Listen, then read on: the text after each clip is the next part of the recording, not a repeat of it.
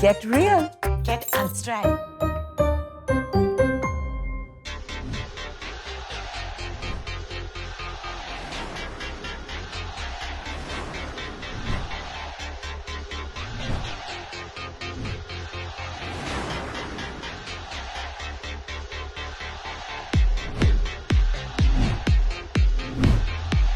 Hello and welcome to a brand new edition of Face to Face here on Inside Sport. I'm your host, Sanjeev Mukherjee.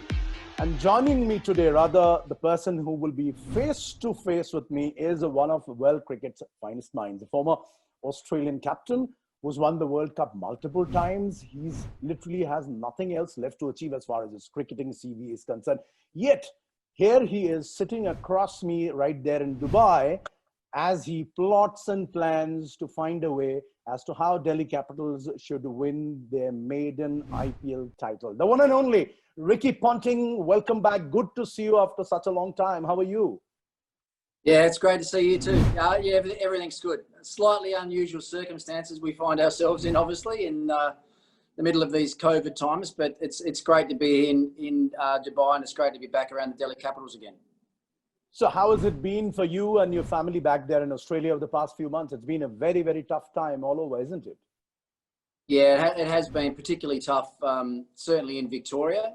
The whole world has done things incredibly tough. Australia, to a certain degree, in most states, has actually been quite lucky. But certainly in Victoria, we're in stage 4 lockdown now, and have been in some sort of stage 2, 3 or 4 lockdown since the middle of March. So it's not easy. It certainly wasn't easy leaving home on this occasion, leaving the 3 kids and my wife behind. But like I've said to the boys, if we're going to make those sacrifices to be here, we may as well make sure we're the best. Absolutely. So tell me, all this while you've been at home assisting not only your kids with their studies, but also your wife with the domestic chores. Any new skills, Ricky, you might have picked up while working at home? Something we need to know about? I'm always very careful that I don't get too good at doing certain chores around the house, because the better I get, the more that more she expects me to do them. So, no, look, I make sure that I'm not that good at picking up towels. I'm not that good at picking up dirty clothes, those sort of things. Now, look, on a serious note, it's been great to have, 6 or 7 months straight at home. That's really unusual for me to have, with my life being on the road playing as much as I did, and certainly the last 4 or 5 years as a coach or a commentator, it's unusual for me to have that length of time at home. So although it's been tough, it's certainly been really, really nice and satisfying to spend that amount of time with my kids and my wife. Absolutely. Now, your good friend and your long-time rival on the cricket field, former Indian captain, Mr. Sourav Ganguly. Now, he himself is spearheading the BCCI's quest to conduct the IPL in the UAE. And as we speak, Ricky, Sourav is personally out there to make sure everything is in place. You must be very happy to see Sourav Ganguly take such a proactive role. Well, absolutely. I mean, I was one of the first to congratulate Sourav on his appointment to start with, having worked with him at the Delhi Capitals through last season. We have a great relationship. We always have, right back to our playing days. And that's something that probably people don't really know or understand either. But Sourav and I always got on really well.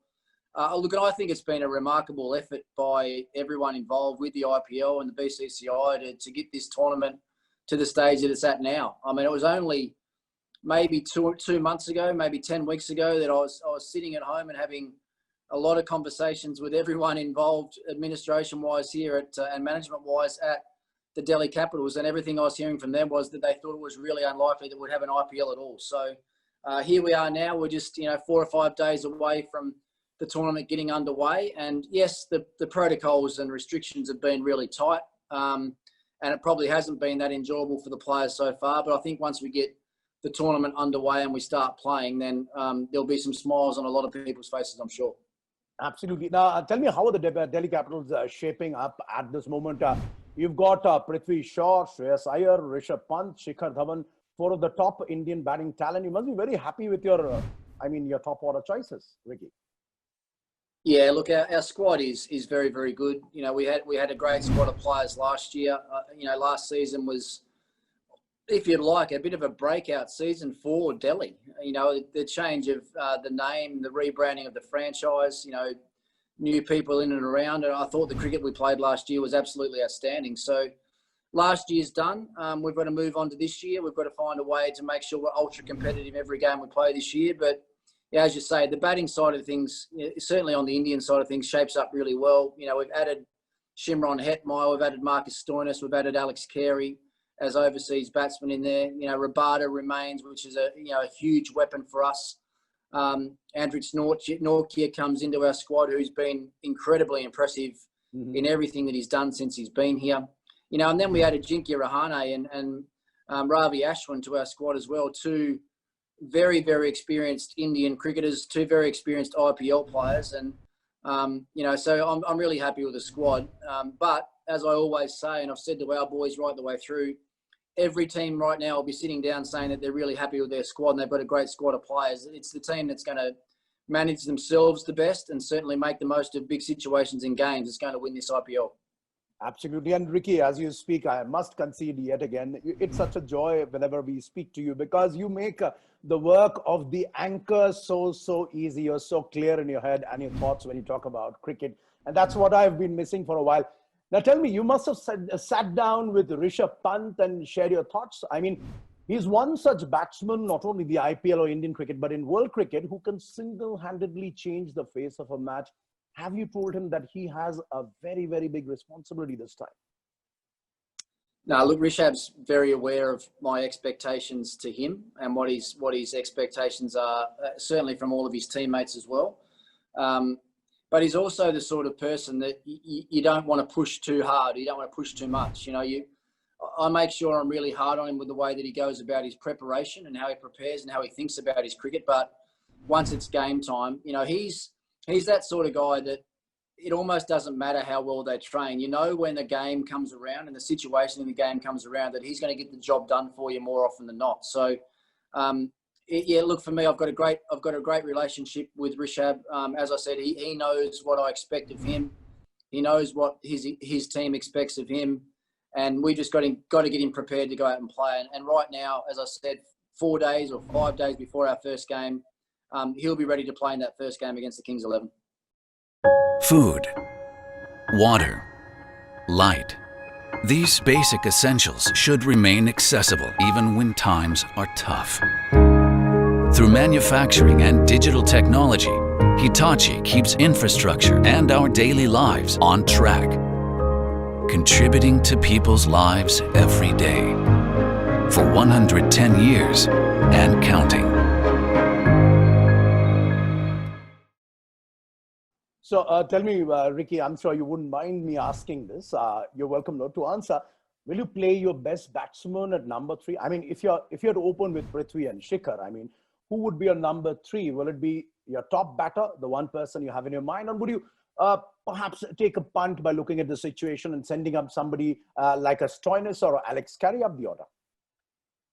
Yeah, well, our batting order it'll be fluid, if you like. That's probably the best way, and it'll be flexible. I think you need to be in this game, you know, depending on what bowlers have already bowled from the opposition team. I think the big part of the coach's job, and all of the coaches, when the game actually starts, is trying to read what the opposition are going to do and when they might want to use their bowlers. And if we can work that out, then we know what batsmen we should be able to send. I mean, it's, you know, even the whole left-hand, right-hand combination thing is something that we want to try and achieve through this IPL. You know, we've got Shikhar, you know, we've got Hetmeyer, we've got Carey, we've got Rishabh. So we've got a lot of left-handers there. Then you put Prithvi, Rahane, Iyer, Stoinis. We've got right-handers as well. So it's all about trying to mix and match and coming up with the right match up for you as a team. So that's how we're going to be. That's how we're going to play. And we think if we get those things right, it's going to give us a good chance of winning more games than we lose.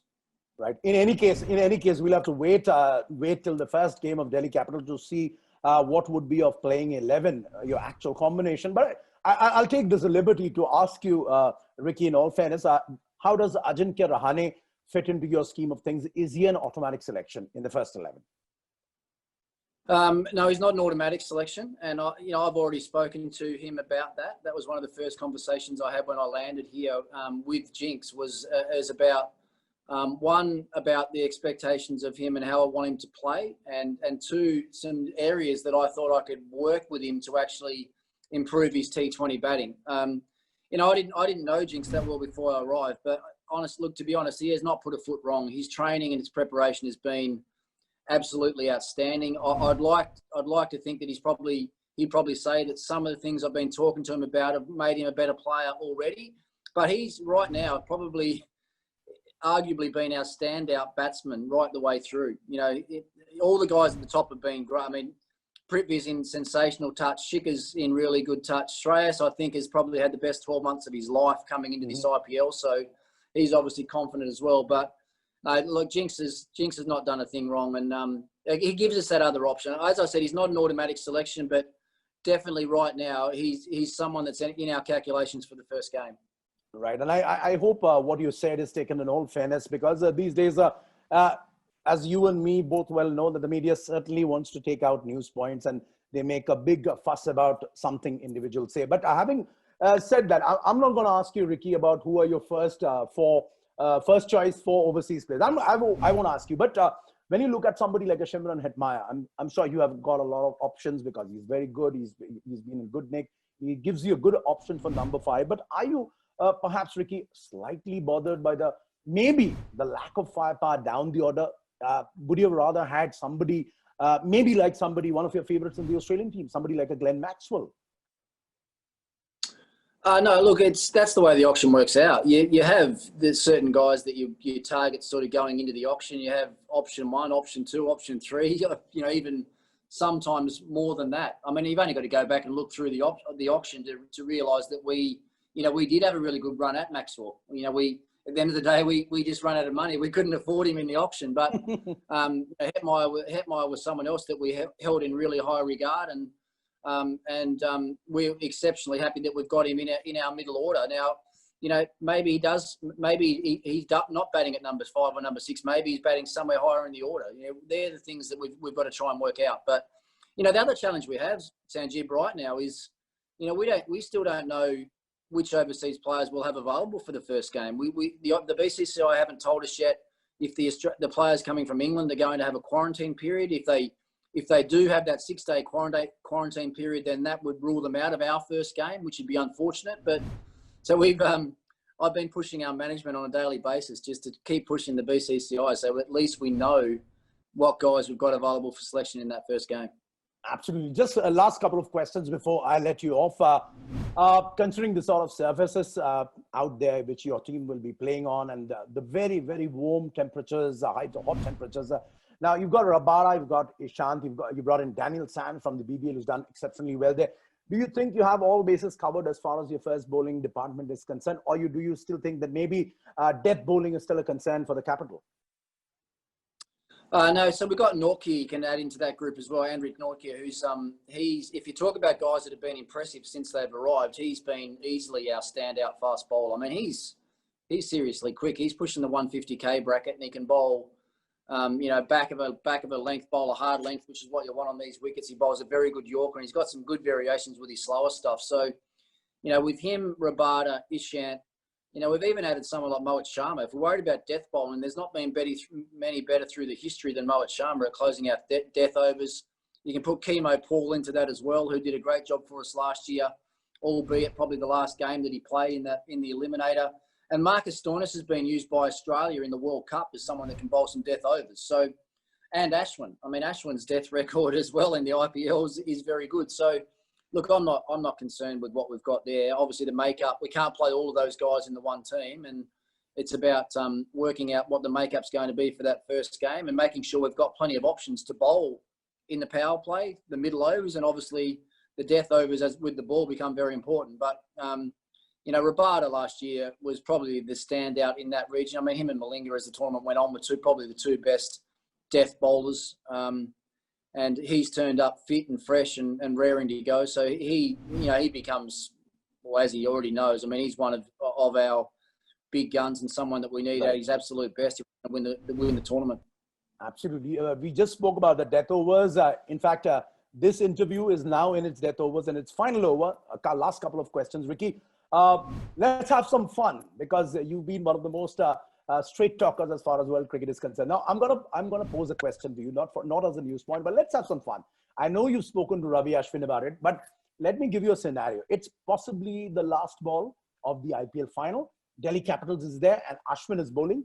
And your rival team, the batting team, they need 2 or 3 runs to win.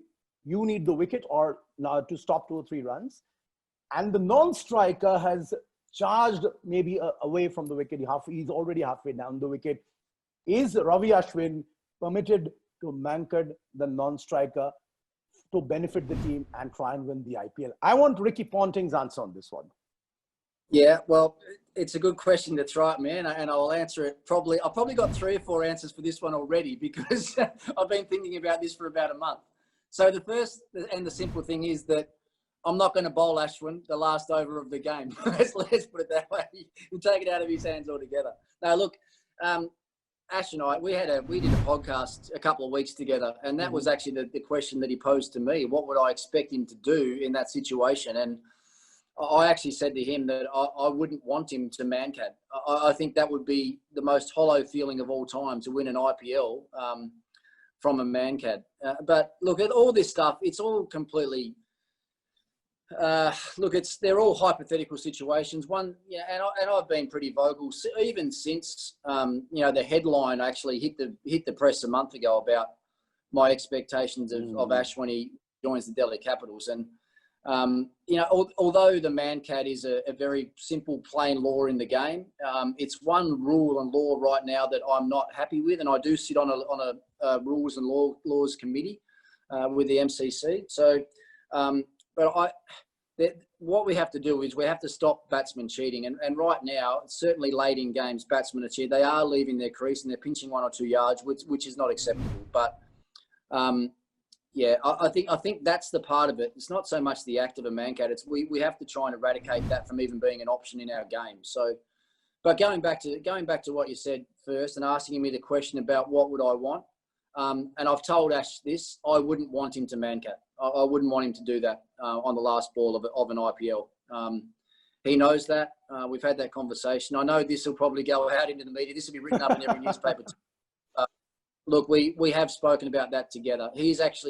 That's been out on his podcast for a couple of weeks now. And but there, I think, referees, umpires. I think the umpires, even in the games when they're standing, they have to be watching the batter as well if they can, or they need to be getting a signal through in their ear from the third umpire to let the batsman know not to be cheating, because that's what they are doing eventually.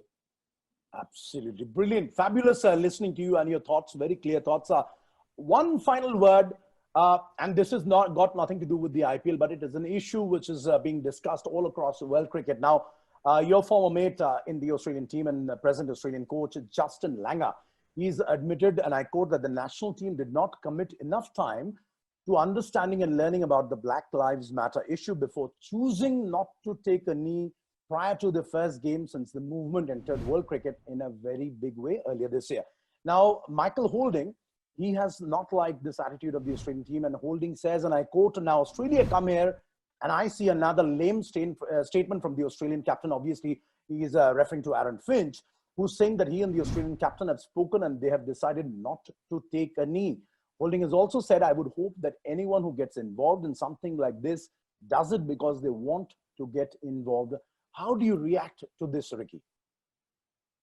Yeah, I actually caught some of those comments actually late last night. We got back from training at about 10:30 or 11 p.m. last night. I just happened to be scrolling through some cricket chat, and I saw that the statement that Aaron Finch had made on behalf of the Australian team, and also what Michael Holding had to say back. And I think what Aaron was trying to say was he felt, well, I'm almost re-quoting what he said, was that, maybe more time and effort be put into the education on this side of stuff than maybe making a stance and making a protest. I think that's what he was trying to say. So, it's the one thing about Justin Langer. He's not going to sugarcoat anything. If he thinks he's made a mistake, or thinks any of his players have made a mistake, or think Cricket Australia or the game has made a mistake, then he'll most definitely get on the front foot and talk about it, which it sounds like what he's done. So, look, if they have overlooked anything, then I'm sure that there'll be as he said, maybe they should have paid some more attention to it. But the fact that Aaron Finch was able to come out and make a statement like he did suggests to me that they had spoken about that as a group. And, you know, when it's not, for mine as well, it's not just about the Australian cricket team. It's not just about those guys that's there. It's about Australian cricket, and it's about the world game. So, I'm not sure what the England team thought about it. I'm not sure if it was something that was discussed between the Australian and the England teams before that first one-day game came around. But, obviously it's a huge issue in world society right now, and whatever us as cricketers can do to help that cause, or do whatever we can around that cause, then we certainly should be talking about it. Absolutely. Ricky Ponting, as always, it's not just a pleasure, but a privilege, and of course, always an education talking to you, talking cricket with you, and listening to you and try to learn more about the game. I have to say this to you, because a lot of Delhi Capitals fans who are not able to go and watch the games in the stadium, they'll be watching from home. I'm sure you'll have all their support. I keep wishing you and the Capitals a great IPL. May you have the most success possibly, and may your plans work out to the best of what you want out of this particular IPL. Stay safe, stay well, Ricky. It's always a pleasure talking to you again. Thanks for all your well wishes, mate. It's great catching up. I'll hopefully speak to you again through this tournament. Thank you very much. Thanks, mate. ये तो मेरी बात सुनती नहीं. Thank God Amstrad तो सुनता है. Put on the AC.